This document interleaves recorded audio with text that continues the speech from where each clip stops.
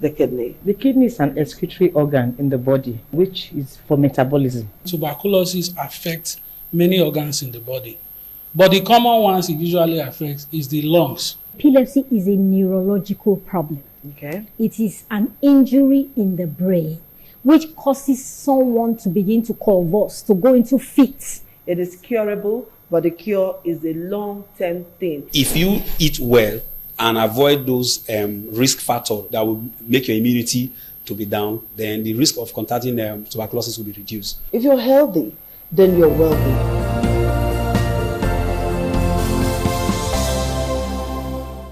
Certainly the best.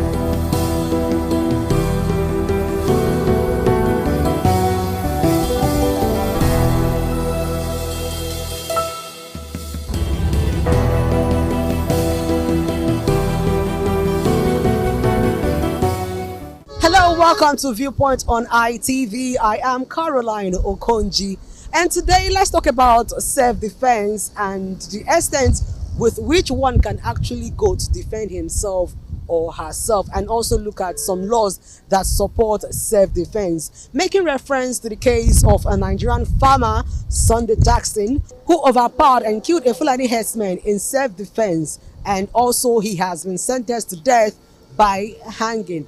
Despite claims that he acted purely in self-defense, the Supreme Court of Nigeria on March 7, 2025 upheld a lower court verdict, ruling that rather than retaliating, he should have fled. It's Viewpoint on ITV, so let's go meet and sample opinions of resource persons regarding this topic. I don't think there is any extent that is too far when it comes to a life, an issue of life and death. It is the right of every individual to go any length to protect himself, his properties, and loved one. And that is why the 1999 Constitution has amended, instructed the government of the day that their primary responsibility is safety of the life and property of its citizens. Therefore, if you narrow it down to an individual, it will therefore tell you that his primary responsibility is to ensure that he defends himself, he protects himself and his property and loved ones from any attacks that may lead to life or a loss of life. And in the case of a Sunday in question that was sentenced to death by the Supreme Court, I would say ordinarily it is regrettable, it is appalling, and it is very disappointing. The question I would have loved to ask, and I want to ask Nigeria, who were the prosecutors? Who prosecuted Sunday? Is it the Nigeria state that prosecuted Sunday, who defended himself in a situation where security agencies and the Nigerian system were unable to defend him? And I will also ask, what was the fact that were before the judges and the court? Was he established to the extent that those who wanted to sniff life out of Sunday were the killer herdsmen, or those facts were not available? Because they said the law is blind. Depends on the facts that were available before the judges. And who were the lawyers of Sunday? Was he appropriately represented and defended? And I want to say, in such manner, this matter have been visited with a series of public condemnation. The Supreme Court will now have the cause to revisit his decision, because he himself have the power to revisit his earlier decision, and it's not alien before the Constitution. So in this case, I say it is sad and it is evil, because if this is sustained, we are indirectly giving the killer herdsmen the impetus, the encouragement to further attack innocent Nigerians and innocent farmers because the law, it seems to defend their actions. Self-defense, one have to, even if you are not prepared, or you with the current situation in our country, let me just point down to our local government area where we are of their notice. With the current situation of security threat and all, one have to be ready for anything. You self-defense for yourself, because one, the police cannot be everywhere, the security operatives cannot be everywhere, but that does not warrant we owning rifles, assorted rifles, which is not registered, which is not does not comply with the government regulations. But we should be prepared for defense, because we don't have much security personnel that will go around or be better for each and every citizen. But one should be ready to defend itself when you find crisis, or when you find something like that is going to endanger your life. So we should have that at the back of our mind. Well, that is APEP's court. They've delivered judgment, but on the other side, the court was wrong, because if that man was murdered without he didn't defend himself, the story will not come up. It wouldn't get to the people that killed him will not even be apprehended. But he defended himself on the cause of a security threat to his life. He defended himself in that extent. He killed, but I blame him for killing. If he has been able to maybe get one of them injured, apprehend them, hand them over to the security operative, would have been better. I think that is the angle where the Court of Appeal or Supreme Court gave their own verdict. But for me, I think everyone should be prepared for self-defense, because the current situation in the country does not warrant us to be relaxed or just play a hanky-panky game with your own life. I value my life, and I value the life of people around me.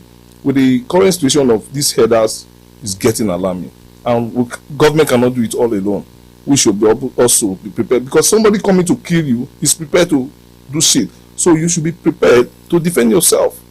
So I see no evil act he committed, though the court gave verdict, but does not warrant to that level that he also should take life. Leaving the scene will be the best option, because they were prepared for him. The attackers are prepared to eliminate this man. If he has fled, they will still get him, because they will definitely overpower him. Those ones are with dangerous arms. They are with all sorts of. But he made himself. He defended himself, and I think he's right. He's good. And I also want the government to bring out this policy of controlling our arms for those that fit to have arms. Each and everybody should be licensed and should be scrutinized before you have arms. In our society today, the headers are causing me. If you see, the total numbers of headers, crime being committed in Novia Northeast alone is on the high side.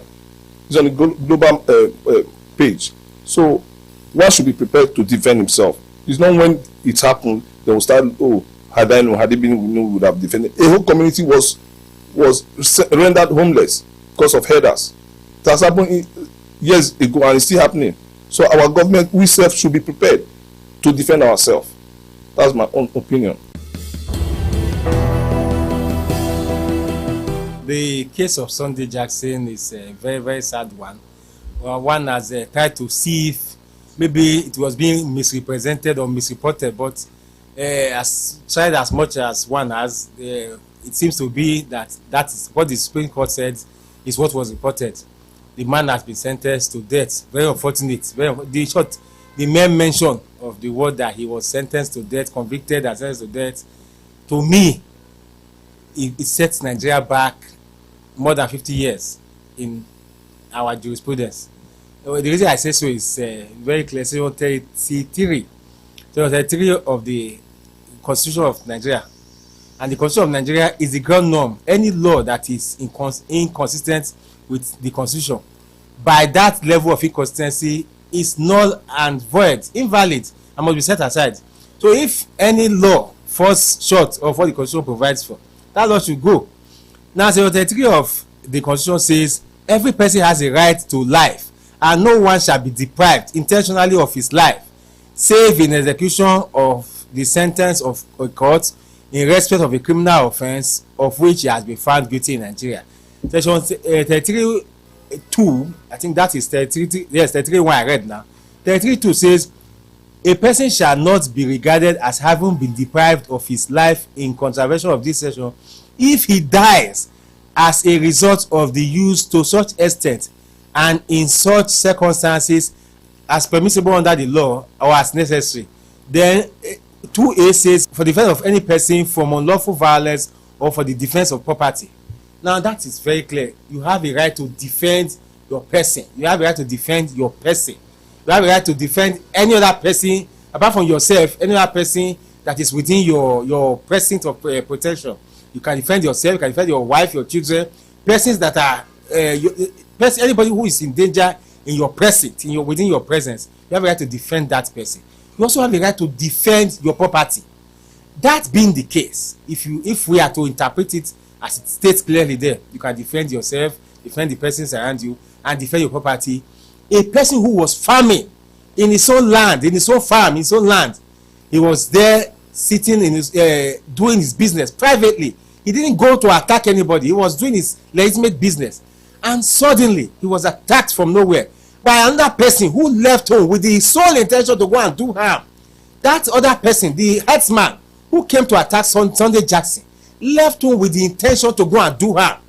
See, these are two clear cases. If you read the criminal code's provisions on murder, it is the Fulani herdsman, the herdsman that was killed, that actually committed murder, that actually attempted to commit murder, and he was overpowered. Sunday Jackson ought to be given a medal. In a responsible society, be given a medal for defending himself and also defending his property.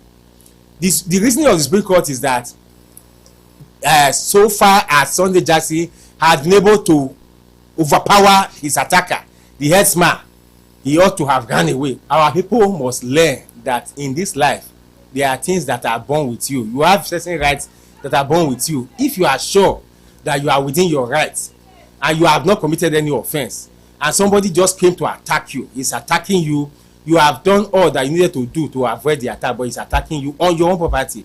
Please defend yourself. You have a right to self-defense. I know that it would dwindle, it would bring down the fight, the push back to defend yourself from the farmers, because the farmers on their own part, they've suffered enough and they've been trying to defend themselves. But with this judgment now, judgment is going to bring down, going to dampen their spirit, it's going to dampen the spirit of defending themselves. But they shouldn't see from that perspective. Rather, the farmers should speak up in one voice, go to the National Assembly, push for an amendment of the Constitution and even the Criminal Code, so that it will not expressly so say that if you are in your property and you are attacked, you can do anything to defend yourself. Let it be expressly so say. Because when it is not expressly so say, the way it is, I read the provision just now, you can see that it leaves room for the judgments that can go this way and go that way. It's time we amend this provision to make it now clear. Even though it is so already, but it should now be very clear that anytime you attack a man in his own property, you can be killed and nothing will happen. Everybody understand that one. Actually, I want to look at it from two major aspects. The reason that I want to look at it from these two aspects is because of some things that I know. When I say some things that I know, is that one, I'm looking at the aspect that have to do with the issue of some things that trend in social media. That when you find out the detail, it might not be as it is being presented. So, if the judgment was actually based on what we have been hearing and reading on social media, personally, I would say that is extremely wrong, bad, injustice, and wickedness. But if that is not the true story, that there is something behind it, probably they find out that it was not in self-defense, then that means the government need to come out and make the truth to be known. But for now, since we have not heard contrary outside what has been going on social media, it's a condemnable act, an injustice of judgment. Then, if I want to look at the extent to which one should defend himself from the biblical aspect, I know that some people want to say something, want to react negatively. Some others may also want to see it from another perspective. Why did I say so? For instance, Jesus will say something. He said that if somebody slap you on one side, you should give the other side. Then if you also look at it, he was also talking about that if somebody is dragging you to the court, he said you should quickly settle the matter on the way. And when you read that scripture down, you now discover that one of the reasons that Jesus was giving such counsel was actually because of the injustice of men. So when you look at that, I want to say that if you see anything that have to do with trouble, the best is that you should run away from it. Be somebody that will follow the Bible principle, where the Bible told us that we should follow peace with all men. That means we should be peacemaker. Then we should not allow anything that will make us to become in trouble with anybody. But that is not to say that trouble will not come. Because even if you decided to stay on your own, not to relate with people, trouble will still come. So I want to say this. There is a law of the land. Because as far as we are still here on this earth, so you discover that there are things that we cannot do without. There are laws that are guiding everybody. So when it comes to the aspect of self-defense, in the area that is, we are now going out of the biblical principle, it should be that the government should know that if they are not there to provide security for the people don't have option. Now for them to at least to also want to rise up to say let them defend themselves, because you can't watch an evil man coming to you to take your life and you now say because tomorrow they will judge and you will not be defended based on to say you kill the person that is trying to kill you, that you should allow them to just come and slaughter you before your face. So you have to also rise. So I want to use this opportunity and this medium to tell our leaders that they should rise up to their own responsibility. They should rise up to their own justice. They should not make those that they are leading to lose confidence in them. Because the truth is this, as far as Nigeria is concerned, the summary of our justice is injustice. It's something that is condemnable. So rise up and do the right. Something whereby how to defend myself. Just like the way I'm working right now. This is my factory where I'm doing my production. Someone can just walk in down here now and tell me that he wants to come and take over this property from me, and which I knew is for me. It belongs to me. I will take it to the extreme lengths the way I could, because I have to defend the property for myself. Because I will not want someone out there to come and defend it for me, because I own it. I know how I purchase it. And at the same time again, for someone else to just come in and badge on me to tell me that he owns this place, that he wants to take it from me, I will go to extra length to fight and defend myself.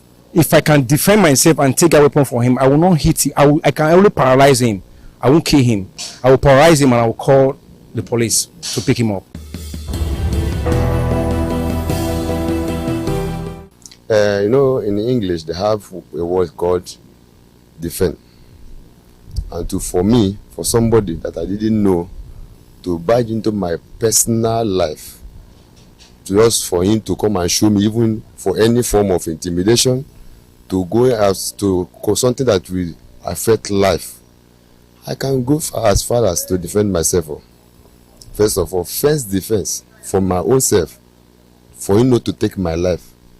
Understand? What about if I didn't defend myself and eventually in our society to kill me, for example, I didn't defend myself? How will I learn to take God? And everybody must surely blame me. I must try all my best. But if it happens, something must kill a man one day. Understand? You first try. If it not happen mistakenly, the man now die. But in the law court, I don't know, that is for lawyer, I don't know whether if they have a way of they will not use because of, if they are finishing, that's why police need to be there after finishing the investigation. They know whether if I'm really I'm guilty, I intentionally did it, you know, before they can take anything that they wishes them. Self-defense is provided for under the criminal code, which is applicable in the southern part of Nigeria, and as well as the penal code applicable to the northern part, which of course where Sunday Jackson incident took place. By virtue of section 286 of the criminal code, self-defense is not, to my own understanding, is not an absolute defense, because going by the provision of that section, it uses the word reasonable necessary force to repel or to retaliate, so to say, any attacker.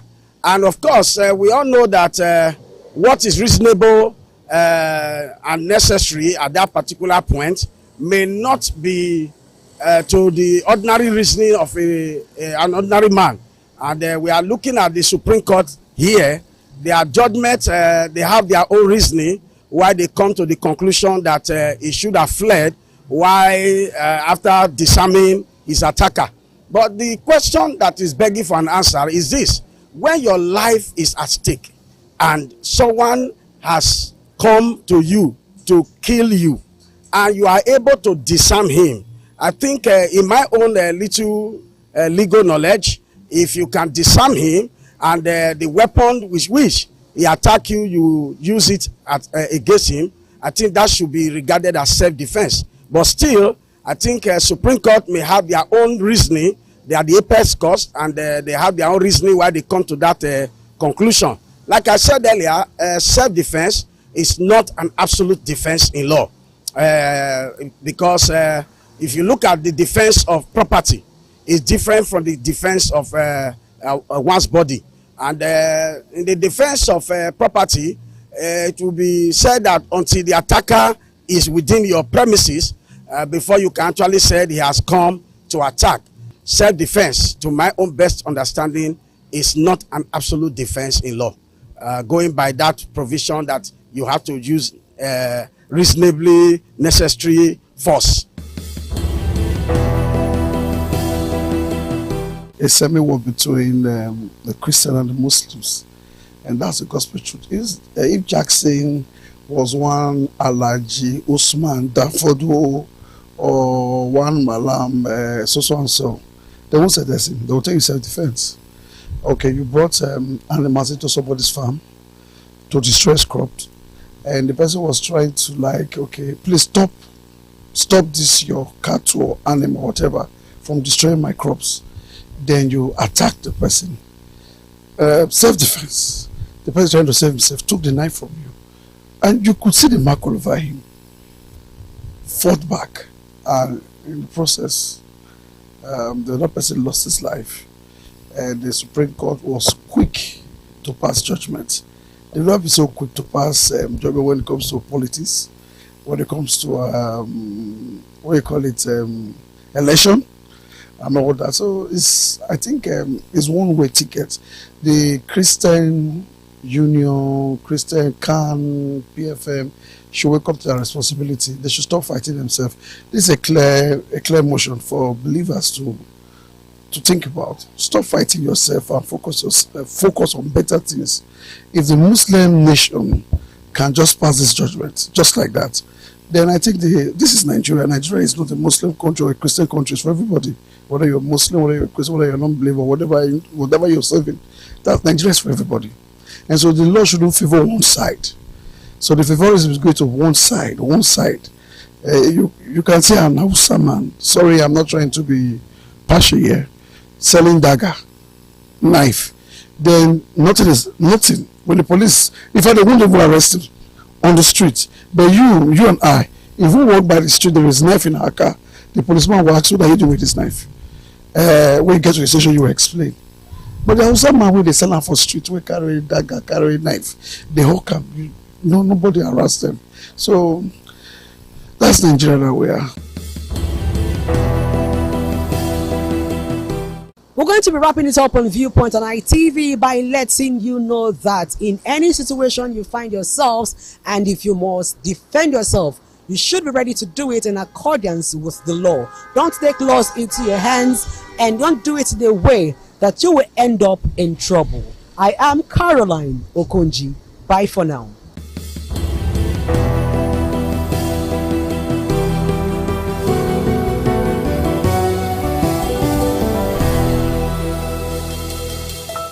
Certainly the best.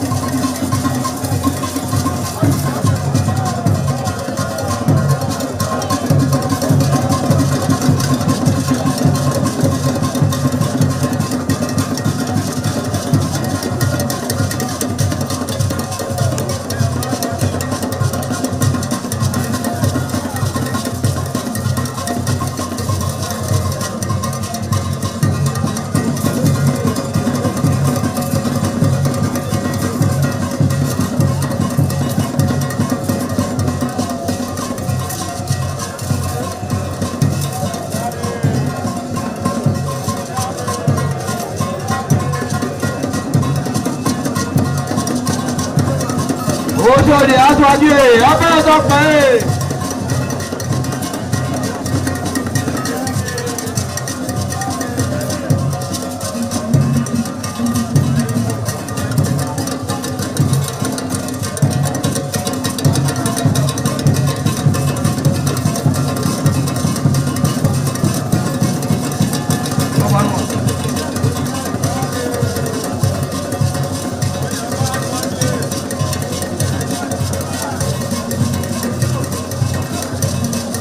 Àyàbá sọ́kì ẹ̀ ọbẹ̀ ẹ̀dọ́pẹ̀ ẹ̀.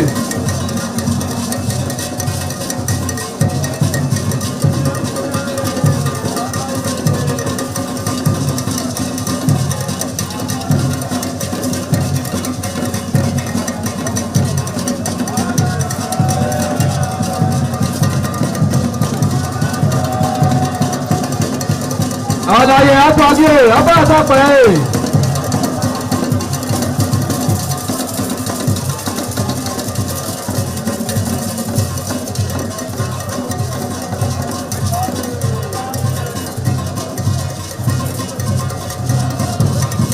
Ẹgbẹ̀túwà.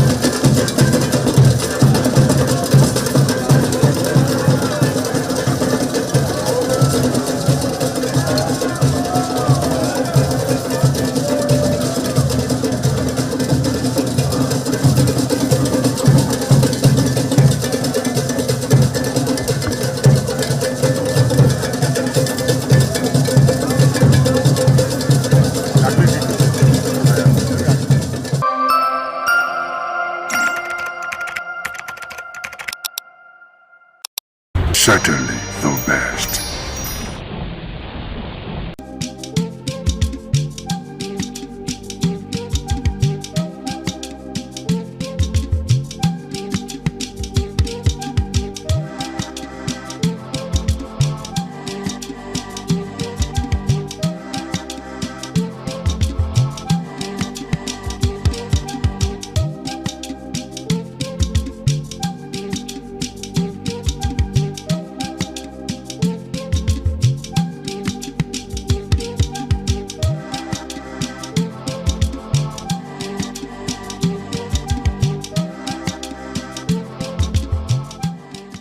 Hello everyone, it's another beautiful Wednesday afternoon and here we are on the program Woman to Woman.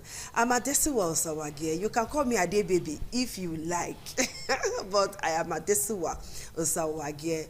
I decided to call myself Ade Baby this afternoon because every woman deserves to be a baby, pampered, loved, romanced, given everything a woman deserves. Respect and every other thing.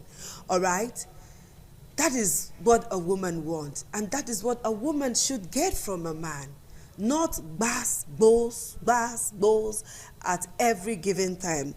So Woman to Woman is also part of the 16 days activism against domestic violence. And you know that once we're talking about domestic violence, women are usually the victims. We're not saying men don't fall victims of domestic violence, but 90% of domestic violence, a woman always is the victim. And activism against domestic violence is a crucial global issue. It's not a Nigerian thing, no. It's all over the world. So it's often marked by campaigns, events, and all to raise awareness and promoting action against it, all right? So this is what we're going to do today. Domestic violence, the legal implications, and of course the medical implications, what women have to go through, what women shouldn't go through when it comes to the issue of domestic violence. Joining me to discuss this very interesting topic, I have in the studio to my far left I have Eniye Favor Omorige. She's a nurse. She is an educator, College of Nursing Sciences, University of Benin Teaching Hospital. It's a pleasure to have you join us. Thank you very much. And you're Good looking evening. stunning this afternoon. What to do? I'm being pampered. You should be pampered. And I also have Tega Iswakbo. She's the principal partner, Justice Shields Consults, a legal luminary, if you must know. Tega, you're looking smashing this afternoon. Thank you very much. Good afternoon. Okay. Are you also being pampered? Of course. By the right man. By the right man. You see? You see the rider by the right man. All right, Tega, it's nice to have you join us today. Thank you very much. Okay. I want to ask you some questions. As a legal practitioner, please describe domestic violence, or what constitutes domestic violence in this our country, Nigeria. Okay, thank you very much. Now, domestic violence is any abusive or violent acts committed by one person on another in a domestic environment, in a domestic space. Now, a lot of times people think domestic violence just talks about physical abuse, you know, slapping, hitting, beating, and all of that. That's just like one of it, you know, that's like the physical abuse. But it goes beyond physical abuse. You have economic abuse, economic violence on either the man or the woman. You have emotional and psychological abuse. You have harmful traditional practices, talking about FGM, female genital mutilation, widowhood practices, and all of that. And then you have sexual abuse. All these are forms of domestic violence. So when you talk about physical abuse, you talk about beating, slapping, hitting, you know, battery, and, you know, assault, and all of that. And then you talk about physical, sexual abuse, rape. We have marital rape these days. So a man can actually rape his wife? Yes, a man can actually rape his wife. When you are telling your wife, oh, come, and the wife is saying, I don't feel like it, or maybe I'm sick, or I'm not up to it, and all that, and you actually force yourself on your wife without her consent, that is marital rape. What is the legal implication of this? I mean, the man can get some criminal penalties for it, if it is proven that the woman actually did not give her consent. So how can it be proven that a wife did not give her consent? I'm sure the woman will sustain injuries. During marriage, when we take vows and all of that, you promise to submit and all of that. Yes. So this is very kind of tricky. By injuries, you know, the woman can sustain injuries because it is forced. It's like you're perpetrating violence against that woman. It is forced. If you look at, you know, private part, you can see the evidence that this is actually forced. It's not willing. It's not voluntary. It's not with the woman's express consent. Do you understand? So that's a form of violence. Okay, I'll come back to you, Tega. This one, men raping their wives is it's one kind right? to the ears. You know, it's one kind. Let me put it that way. I think that should be a topic for another day. Yeah, it should be a topic for another day. I'm going to to save that. Tega, I'm going to bring you back to come and talk about that. That's no problem. And I know a lot of women will be interested. Okay, Favor, let me ask you this now. You know, you see a woman on the street. What happened to your face? Oh, I hit it on the wall, or I slipped in the bathroom. How can you slip in the bathroom and it's only the face that you will hit and all of that, you know? There's so many story. Now, let me ask you this question that I have prepared for you, all right? How does domestic violence affect the woman's mental health? Because this is woman to woman, and we're doing domestic violence that concerns the woman, that affects the woman. So talk to me, the mental health of a woman who is being abused. The mental health of a woman that's been abused, it's a complex matter. Because this woman is going to be outside being physically bruised or physically injured. She's going to be traumatized mentally. She's going to have very unstable mental health. Either she's going to slip into depression, you know, she's going to start living a life in anxiety and fear, all right? And then this set of women are the ones that will have post-traumatic stress disorder, where at every point in time they are nervous, they are scared, they are afraid, you know, and because of that particular experiences they are having, they find it difficult to relate with people outside. So what about women who don't even talk and they suffer all of this is in silence? What's the way out for such women? A lot of medically they have to open up, because the challenge we have is many of our women don't open up because of stigma, you know, and all of that. And you know, what will people say? We believe that you are answerable to your husband, so anything that the man does to you, swallow it, you know, rub it like cream, enjoy it, and all of that. No, but when our women speak out, there are a lot of solutions for them. But the challenge that we do have is they don't speak out. Why we suggest that? We can impute screening, traumatic screening into antenatal care. You know, when women come for general checkup, we can bring in, and in the process of doing that counseling and screening, you discover that some of these persons are even in an abused relationship and don't even know that they are being abused. They just believe that, oh, as a child, my father used to beat my mother, and they were fine, so it's a norm. My husband should beat me. So what kind of injury should we look out for? Because some women will not talk. Yeah. Some husbands, there was this case that was brought to me on radio, and if you see the woman's lap, the man does not beat her where people will see. It goes to the lap and the buttocks. That's where he hits, and then the back. But she showed me because we are women and nothing to hide. She wanted help, and that's why she did all of that. So what kind of injuries should we look out for? What kind of injuries should we look out for on the face, the hand, the legs, you know, so that when a woman is telling you, oh, I slipped and fell, oh, my son was playing with something and that thing hit my face, oh, my head, when NEPA took lights, I didn't know, I ran into the door that you have been passing since God knows how many years. You know, so what kind of injuries should we look out for? You look out for bruises, blunt wounds, where you see a woman underneath her skin. You cannot see obvious cuts, obvious injuries.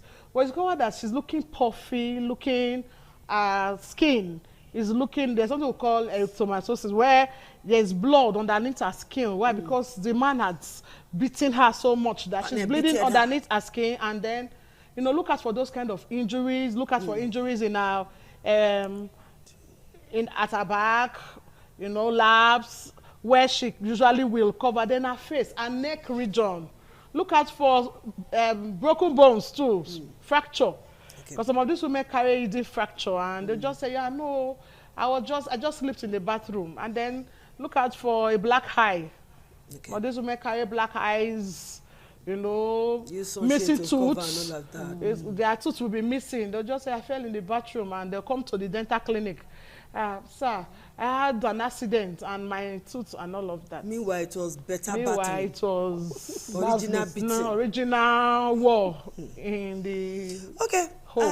Mr. Tega, what steps should a victim of domestic violence take to ensure her safety and protection, putting into consideration the fact that they know they talk? So what steps should a victim take to ensure her safety, her protection? Okay, first, like our nurse. Or what does the law provide for such a woman? Okay, so first, the victim of domestic violence has to speak out and speak up, you know, and then make sure you tell your family members, maybe your pastor, although time and again has proven that some of our pastors will encourage that the victims stay there and say, don't worry, be praying and all that. But shall speak out and speak up. Tell your family members, tell your church members, tell your, your close friends. They might just know what to do. And then seek professional help. Because like we have said, one of the traumas that you can suffer is psychological trauma. You might not even know. Do you understand? And then you can stretch it further by reporting to the police.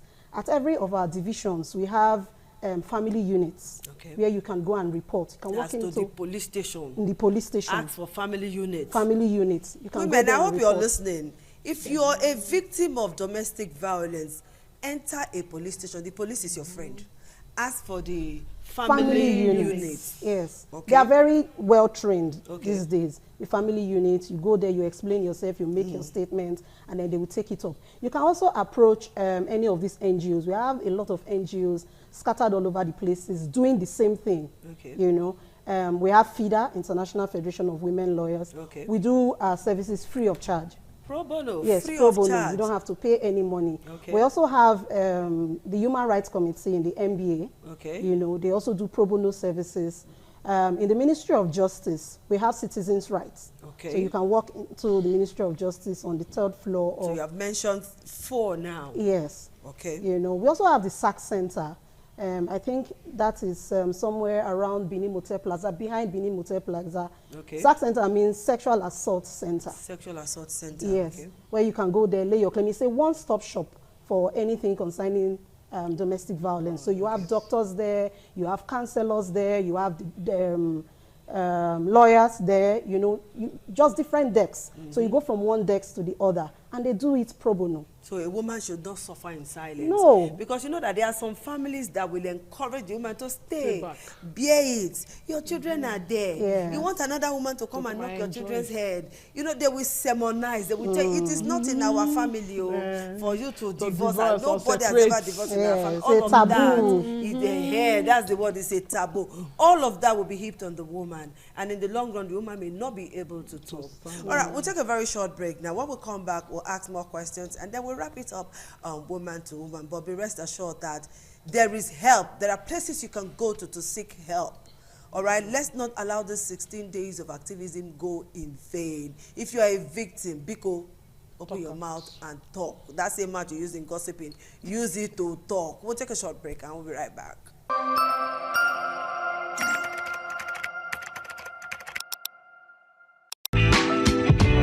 Thank you for staying tuned to the program Woman to Woman on Independent Television. There is nothing to be proud about. A man who hits his wife at every and anything. You want to change wives, you hit the one at home so that she leaves. Your girlfriend is there. I don't know how. Let's just do this one. How do men get so affected by side chicks to the point that they go home and then unleash terrors on their wife? What do these side chicks do that the wife cannot do? I think it's just a matter of perspective. And you know what they say now, new thing they catch where. They So shark. you meet a girl that you have not really stayed with, you don't know her, and she's doing some kind of small things to entice you, and you think that is just the end of the world. Forgetting that the time you met your wife, she was doing those things that really got your attention. That one don't fade. So you are now seeing a new girl that is tracking you, and it will fade with time.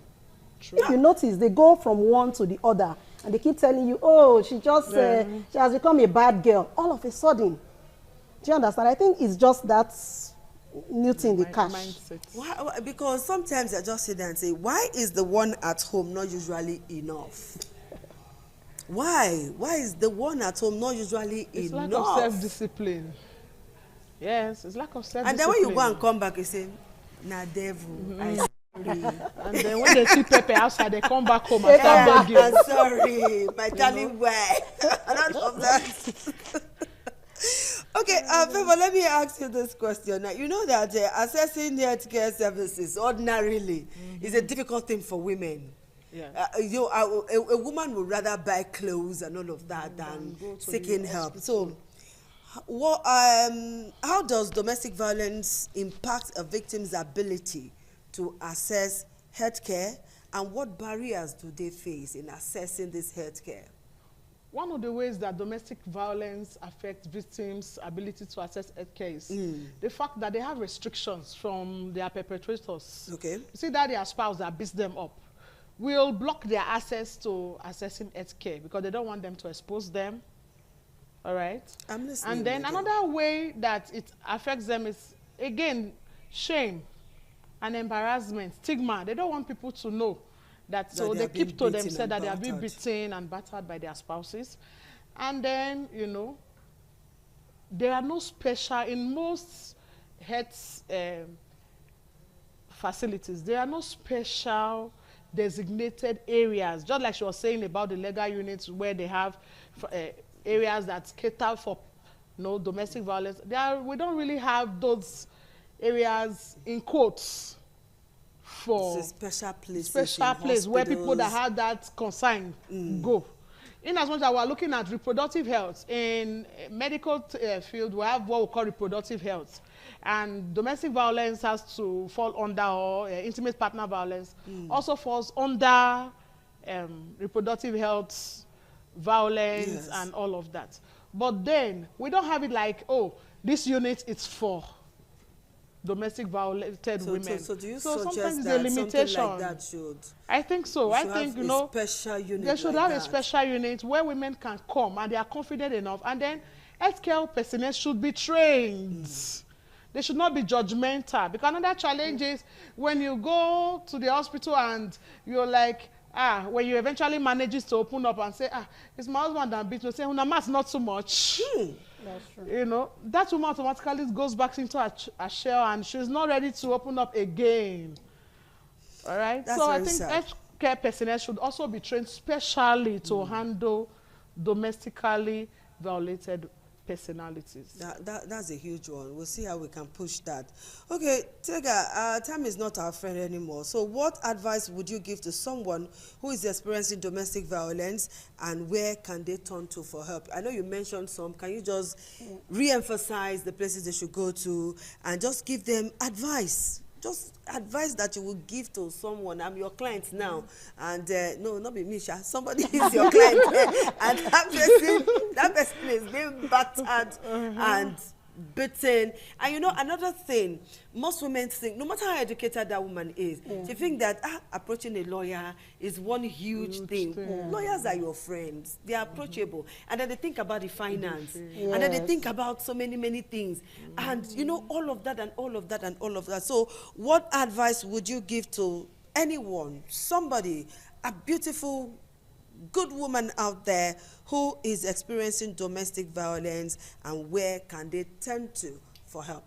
Okay, so just to add to what I said earlier about speaking up, speak out, seek professional help and all that, I always advocate that the victims should leave that environment.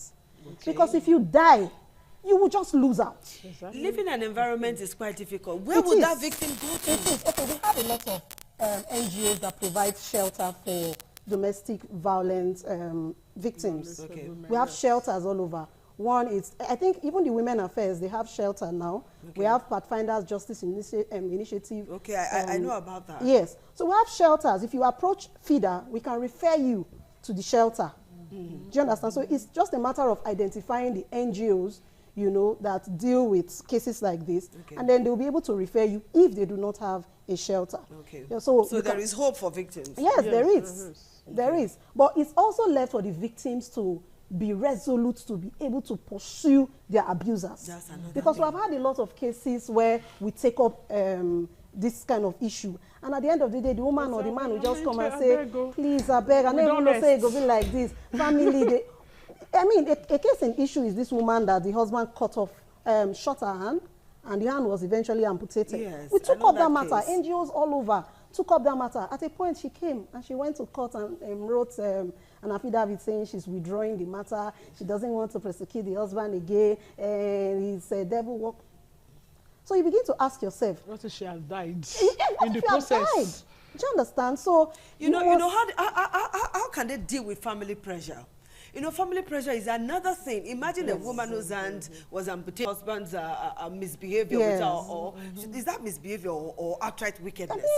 How do you shoot your wife in the arm for if you're tired of a woman, let her go. Leave. Exactly. People will only talk. They only talk for a while, and that matter will fade off. So how do we deal with family pressures? Well, women here, let's leave our profession. Homes, the male children are treated differently. A male child can just sit down comfortably, stretch his leg on the TV and say, give me water, give me remote. Don't you know that I'm a man? Because that's what daddy does. Don't you know that I'm a man? For which person house you want to do that? And here, please just, how should we raise our sons so that tomorrow we don't raise a wife bitter. We don't raise a son who will shoot the wife. Entitled men. How do we deal with this so that tomorrow when your daughter is married, you know that, oh, my daughter is going to marry a man who will show empathy, who will show some concern for that woman. I just, please, let's talk. How do we raise our sons as we wrap up now? I want to beg mothers, plead with mothers. Let's spend time with our sons like we spend with our daughters. The challenge that we do have as mothers is we have time for our daughter because we are afraid. We don't want them to bring unwanted pregnancies home. We don't want them to be this. We don't want them to be that. But indirectly, we have a way of neglecting our sons. So if every woman in the society takes a male child as an agenda to train positively, we'll have a better man tomorrow. Okay. So as mothers, please don't pamper your sons in a way that they'll become nuisance to the society. Rather, tell them they should be treated, they should be, you know, they say do what you want others to do, what you want to be done to you, do it to others. So treat this son, let the sons treat these ladies like themselves. If they begin to see their sisters like themselves, you allow them to live equally, no